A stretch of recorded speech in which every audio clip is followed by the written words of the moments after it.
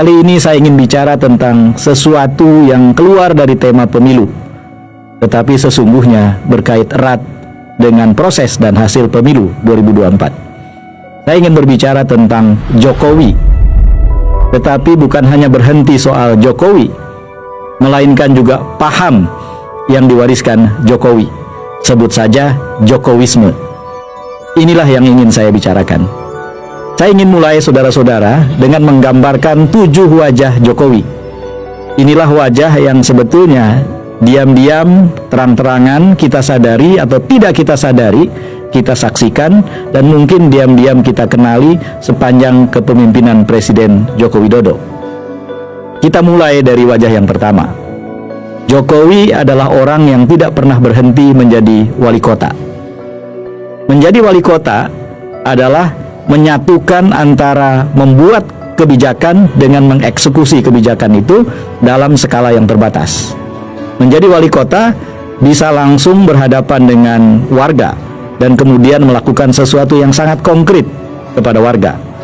Untuk skala wali kota, tentu saja memang itu yang diharapkan dan itu yang bisa dilakukan.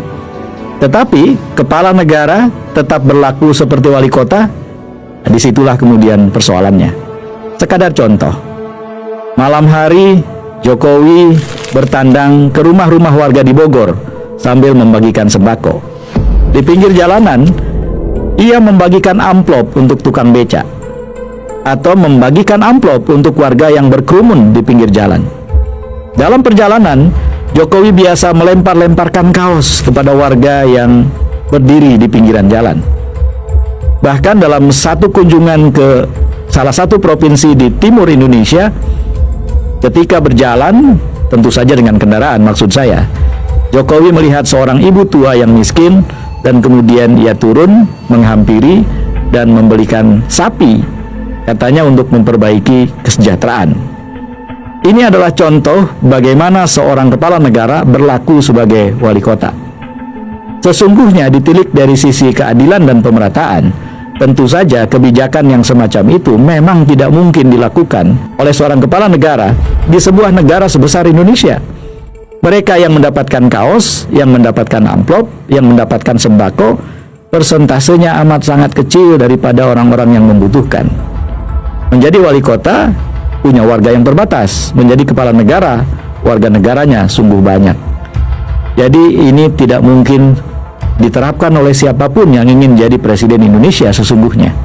Wajah yang kedua adalah tidak pernah berhenti berkampanye. Itu wajah Jokowi yang lain. Seorang mantan gubernur New York, Mario Cuomo, terkenal dengan kutipannya, berkampanye adalah menulis puisi, memerintah adalah menyusun prosa. Artinya, selama kampanye, kita bisa mengatakan apapun yang kita janjikan. Tetapi saat sudah memerintah, maka segala sesuatunya tidak lagi hanya sekedar perlu dukungan rakyat banyak atau populisme, tetapi juga perlu dihitung secara teknokratis.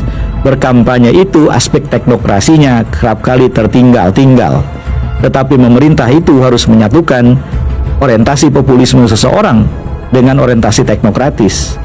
Kebijakan-kebijakan yang tidak menggabungkan unsur populisme dan teknokratisme akan menjadi kebijakan yang tidak punya grand design, yang tidak punya cetak biru, yang akhirnya kemudian seperti terlihat bagus di atas permukaan, tetapi sesungguhnya menjadi bom waktu. Misalnya saja, proyek infrastruktur yang memang hebat menjadi program Presiden Jokowi, tetapi kita tahu bahwa ada 2 persoalan yang sangat serius di situ. Ketergantungan kita pada hutang dan segala konsekuensinya, dan yang kedua, belum terukur untuk secara serta-merta bisa meningkatkan kesejahteraan rakyat, termasuk dengan misalnya mengatasi masalah konektivitas di Indonesia yang masih jadi persoalan serius. Itulah yang terjadi jika seseorang berkampanye sementara ia harusnya mulai memerintah. Wajah yang ketiga sekarang, Jokowi adalah master of personalization.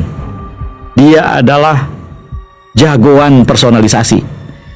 Segala sesuatu dibikin personal.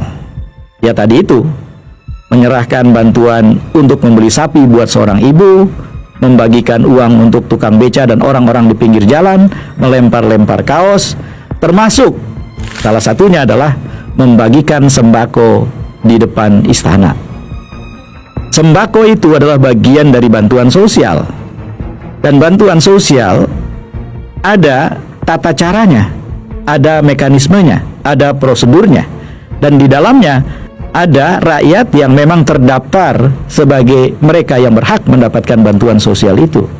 Bagaimana mungkin orang yang ada di daftar itu yang kemudian datang ke depan istana dan mendapatkan bantuan sosial, sementara dananya diambil dari dana bantuan sosial?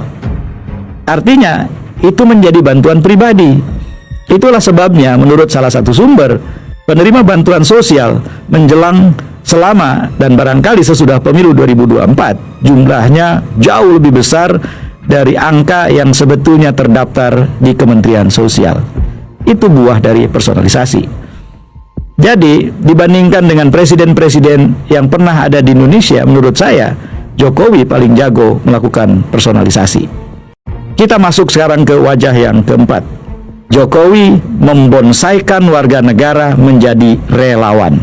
Saudara-saudara, izinkan saya bercerita tentang pengalaman pribadi.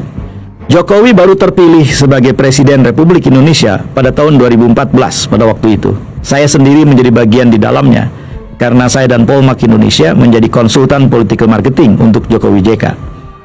Sebelum dilantik, jauh sebelum dilantik, Jokowi melakukan tasyakuran.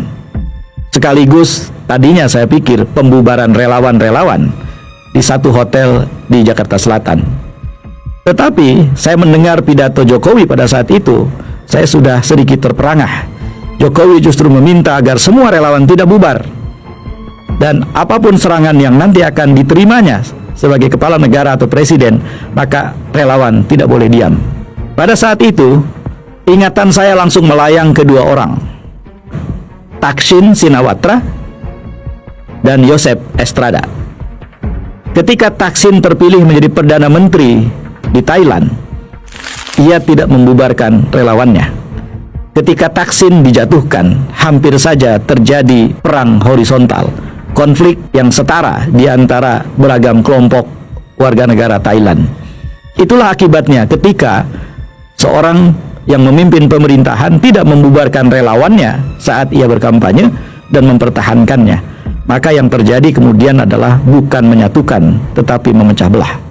Wajah yang kelima adalah Jokowi adalah pendebat yang sangat hebat, tetapi dengan dirinya sendiri.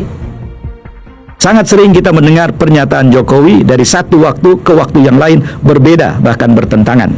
Jokowi adalah orang yang pandai berbalas pantun, tetapi bukan dengan orang lain, melainkan dengan dirinya. Orang lain mengatakan itu kebohongan. Ya barangkali saya punya cara untuk merumuskannya dengan cara seperti ini. Menurut hemat saya, itulah yang terjadi ketika dengan tegas Jokowi mengatakan bahwa anak-anaknya dan keluarganya tidak akan terlibat di dalam politik. Yang terjadi kemudian dengan sangat segera politisasi keluarga Jokowi terjadi. Pada tahun 2020, anaknya terpilih menjadi wali kota Solo. Pada tahun yang sama, menantunya terpilih menjadi wali kota Medan. Dan kemudian dikuatkan dengan pernikahan Hidayati, adiknya, dengan Anwar Usman, ketua MK, yang di kemudian hari melahirkan skandal putusan nomor 90 tahun 2023. Ada yang mengatakan, loh, ini demokrasi, mereka dipilih. Saudara, dalam demokrasi sebelum orang dipilih, orang ditunjuk dulu untuk jadi kandidat. Keterlibatan presiden sudah dibuka oleh banyak sekali orang tentang pencalonan Bobi dan pencalonan Gibran. Menurut hemat saya itu menunjukkan bahwa ada cawe-cawe ketika proses election atau pemilihan belum berlangsung. Jadi ini jelas pelanggaran dan ini jelas nepotisme. Dan nepotisme ini diperkuat oleh peristiwa pencalonan Gibran sebagai calon wakil presiden Prabowo Subianto dalam Pilpres 2024.